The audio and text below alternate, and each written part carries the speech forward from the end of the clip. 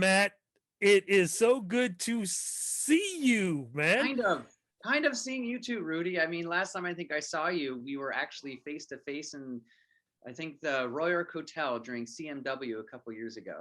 Yeah, it's been, Fun you know what? time. It's been way, way, way too long, man.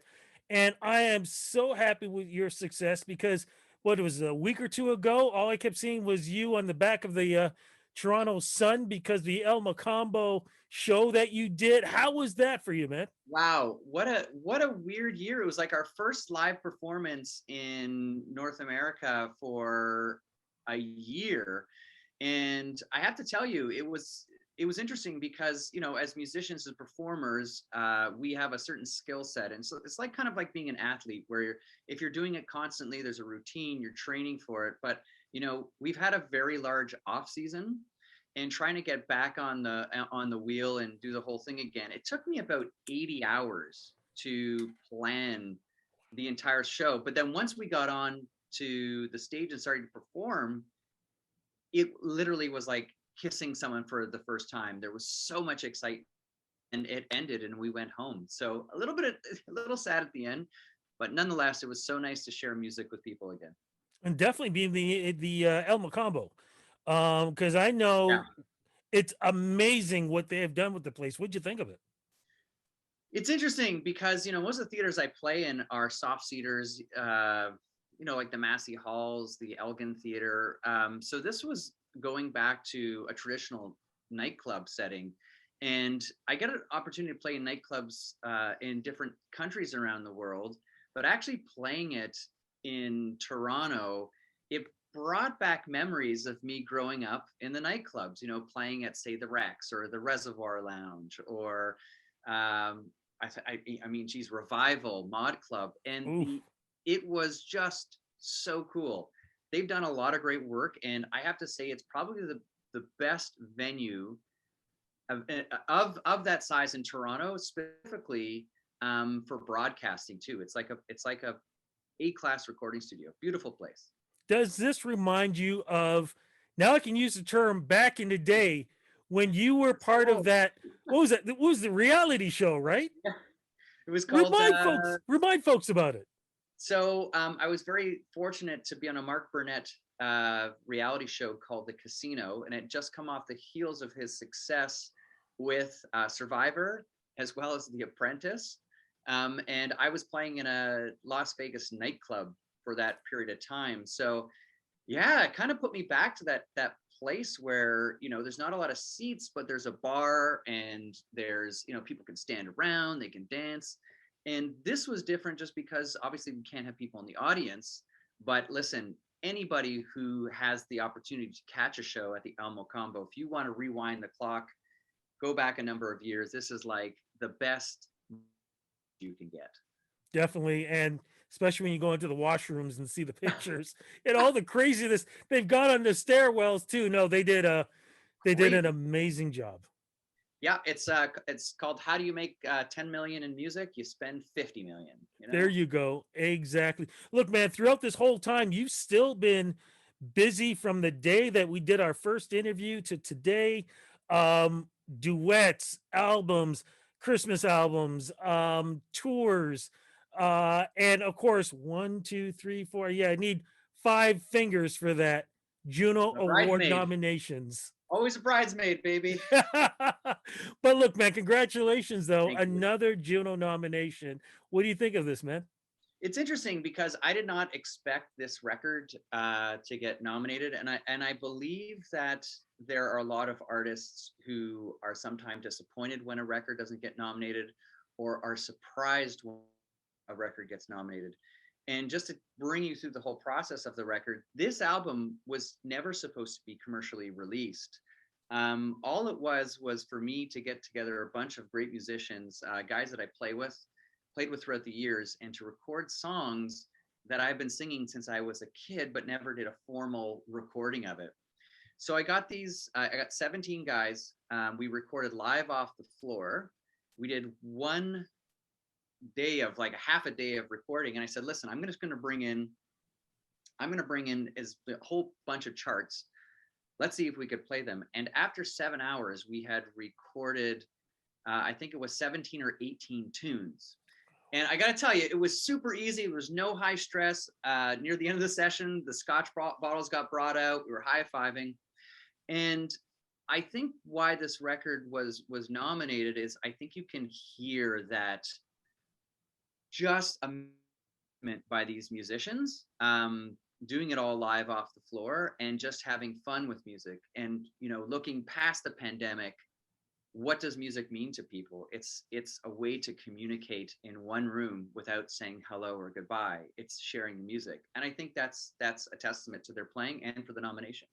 You know, what you've done is, to me, it's almost like a sneak peek in what really goes on with musicians that you can show, of course, and hear. Yeah. And the reason why I say that is because I've been honored a lot of times to be, say, like in a dressing room or walking through a hallway somewhere at a hotel where artists are together, and people have no idea that some of the biggest artists on the planet are all getting together in one room and they're jamming, and it's the most impressive and greatest performances that nobody ever gets to see. You gave us a sneak peek of something like that. You're right. I mean, when the red light goes on, there is it's like an athlete getting to the line on a 100-meter dash. You know, the nerves that get it, and then as soon as that red light hits you, you just are focused 100% into it. I mean, the difference in this session, because there was no real goal beyond capturing a moment, it's actually like everyone performed better because there was less stress to achieve something that was going to be released. Like, I'm just playing. We'll drink some scotch. We'll tell some funny stories, and we'll do a gig. And it's, you know, it's one thing that I hope that more musicians, as they get older, will capture, because that's the joy of music, man. It's capturing the moment, not making things perfect. Is there a video to this? I think so, somewhere. Can I show it? It would have to be deleted. It was. Oh my goodness. Well, how did you go about, like, how many songs were recorded, but how many songs did, and go back again, how many songs did you actually use? And what were some of the songs that were part of this nominated album? Well, literally, we just brought in a bunch of charts, and we end up recording 17 of them. And Right. because there was so much material, um, we literally have the second volume of that record coming out in September. So, you know, when I was looking at my past, and I'm sure you know this, that, you know, every single artist has someone they admired, someone that they looked up to, someone they copied. I mean, I think everybody at some point has a mentor. You know, as a teenager growing up, big fan of Frank Sinatra, just because his music was the American song, but it was melody that was within an octave. There were melodies that everybody could sing, even if you were tone deaf, you could still hum along. And I saw this guy that was dressed up in a tuxedo, having a swirl of a martini and having a blast on stage, and I identified with that. So the whole record was kind of I don't want to say a tribute, because I wasn't copying him, but it was an homage to a man's music that got me into the music industry, and actually why we're talking today. Would you have toured this Oh yeah, if we could have? we were already touring it before. I mean, like, what's crazy is that the album was only supposed to be a souvenir to take away at the end of the night at a concert. So if someone wanted to buy the show, here's the show on a CD. A CD. Look how old I am. We solid, and our 2020 was like jam packed, and it was very interesting because when the whole province got shut down, I think it was March 7th, 8th, 9th, somewhere in there. Oh yeah, because I was headed to the Junos and had to fly right That's back right. the You flew same over and day. then you had to fly back, right? Yeah. Okay. So that's what happened to us. We had driven 1,100 kilometers to the north of Quebec, and 15 minutes before load-in. So you got to imagine we've driven now for 2 days. Shows get canceled. So we had this big, and there was just this like, you got to get home. The world's coming to an end. And, there was a couple things that was an issue with that. Number one, it's like, obviously thinking of safety and everybody. And number two, you're gearing up to do the marathon, and you're stopping. I mean, luckily, very luckily, everyone that's in our group is still healthy, and we have every. But coming out of this, I think music is going to play a big role in getting people back to the life that they miss. How did you get through 2020 um, with your career and also mental health? Because so many people have been going through so many things, not just because of their surroundings, but what we were seeing on social media, on television, with, of course, people passing away from COVID, people losing their jobs, and then we saw other things with racism being spoken about in a whole different manner. We were watching what was going on with the US election. And then in 2021, we saw the Capitol storm. The terms Kevin and Karen are Yeah, now terms that everybody knows about. I yeah. could just keep going. There are so many things. What did you do, or how did you handle it? And what did you think of what you saw? And how did you deal with it for your own mental health? It's interesting because I've worked with groups that have supported mental health in the past. I've got people in my family who also suffer from it, so it was always there. I think what happened is that during 2020, it came more to the forefront of understanding that there are a lot of stresses in the world that we just kind of throw away as, get over it, or everything will be fine. And you got to kind of look at everything with a silver lining, because there's always someone who's always in a more challenging situation than you. So throughout 2020, obviously, because think about musicians, think about everyone in hospitality, think of business owners. Like my wife's a business owner as well. And although a lot of our physical health, we weren't directly affected by the coronavirus, or those of us that were returned to normal so far. It puts a tremendous amount of stress, and I've often told people, it's like, you got to try to avoid social media as much as possible, because it becomes this feedback loop of depression, of anxiety. Mhm. So I tried to, as much as possible, to engage the people that I worked with, both professionally and personally, to create something that was, listen, we're never going to get this time back again. We're going to look back in 5 years. What can we say that we did? Could be cleaning your room. It could be painting your walls. It could be recording a new song. But the thing is just trying not to get into that social media feedback of negativity. And it's a challenge. It's not easy. But at the end of it, after dealing with this for the whole year with everybody, it's so good that we can now look at this and say, yes, we can identify problems, instead of saying, oh, it's not that big of a deal. It is a big deal. And I think we should obviously pay more attention to it. Definitely. Getting back to the Junos, because this is the 50th anniversary, Mm-hmm. you're now part of history in so many different ways, not just because it's the 50th anniversary, but because of the way it's going to be presented on a virtual platform. What do you think about this? And as we speak, have you been given any word yet? And if you're going to be involved in any way, or are you just going to be part of the audience waiting to find out? Well, part of the nominees, I should say, You know, waiting to find out if you win or not. it's very interesting that you asked that. I'll probably get in trouble for saying these kind of things, but it's as a musician, as a creator, as a person who really does value friendship and family. Um, if the Junos happen or not, it doesn't change my life.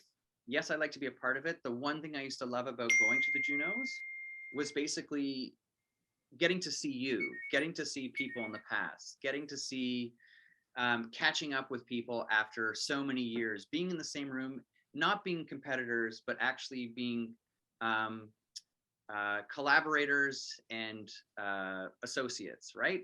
So we obviously won't have the same thing when we do this digitally, but if I'm asked to be part of it, absolutely, I would love to, just to get the opportunity to see everybody again. And I absolutely agree with you too, man. In fact, I was looking back. I've got pictures of us having drinks with wine and stuff, and people don't understand because we have to first do our job in me interviewing you and you speaking back with me. But as soon as we can shut down, it is buddy buddy. Let's find out what's going on with family. Let's Good. find out what's happening. Can we get together for lunch and something or anything like that? And I agree with you. I definitely miss that. I miss I mean, that's the that part music. of it. That's what music really brings, is the community together. I mean, as a young person, and I mean, not now, but going back 20 years ago, there was this. I'm sure you can relate to this, but there was this real kind of point of being competitive, and I have to be better, and why did that person get nominated, and blah blah blah blah blah. And as you get older, you're kind of like, hey man, kumbaya. There's a sandbox for everybody to play in. Yeah, perfect example. What is going to happen with you though with the rest of 2021? You kind of mentioned you have this music that could be released at some point. Yeah, oh yeah. Is there other music that you've been doing, and will there be other virtual performances like the Elma Combo? We have the drive-ins that people are talking about doing performances there. What is going to be happening with you? So interesting enough, I do have a 6-week tour planned in Netherlands and Poland in May and June. Oh, wow. That I think people are crazy. I don't think it's going to happen. But we do have some very, very optimistic people over there that think we're coming over. Would be nice. I just don't know how things are going to work out with the pandemic. We do have drive-in shows planned for the summer as well. But I think, as a lot of artists will tell you, the safest thing to do right now is going to be 2022. And 2022 right now is scheduled right now for us to be probably the busiest year I've ever had, because I think there is, and I think a lot of promoters also think this, is that music never dies. Yeah. It's just put on hold for a bit. But that opportunity for us to stand in front of the stage and to put our hands up and not know the person next and go, ah! Like, I'm getting goosebumps thinking about that. I've been at those shows. I don't know Jimmy. I don't know Jane. Whatever. It's just like, we're there for the concert. It's going to come back, but I think 2021 is going to be a slow year for sure. I absolutely agree with you on that one. Look, before we start wrapping this up, and I should have asked you this beforehand, so if you could just describe it for me. I've got like 30 or 40 masks that I've bought in the Yeah. last 13 months. What is your favorite mask? I'm just curious. I have never been asked that. That is going to be the Rudy Blair questions, the question. That's the Rudy Blair question. What is my mask? I'm boring, bro. I got like this like black medical mask, but I should have one, this probably got to be a Mr. Snuffleupagus trunk. I would have figured you would have had something like, I was trying to order one off of Amazon, but it got away from me before I could get it. Like one with the old school microphones from back in the day with the melodies. I would have thought you would have had something like that. I'm such a loser. I never go out. Like I stay home all the time. It's crazy. Well, think of it. Well, it's understandable, because if you're touring throughout the whole year and never getting a chance to sleep in your own bed, you've had like a year to be able to do that. That's got to be a bit of a bonus for you. It definitely is. But like, as all people do, we'll complain if there's too much work, and then we'll complain if there's too much time off, right? Definitely. Look, my friend, as we wrap this up,